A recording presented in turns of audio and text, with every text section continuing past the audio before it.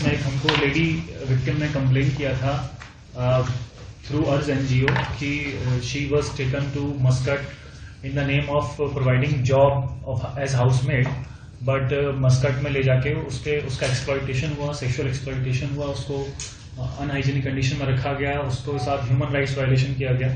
तो when she came back, उसके बाद हमने एक FIR रजिस्टर की थी और उस FIR में हमने सेक्शन ह्यूमन ट्रैफिकिंग के, चीटिंग के और इमिग्रेशन एक्ट का जो वायलेशन है सेक्शन 10 वो डाला था।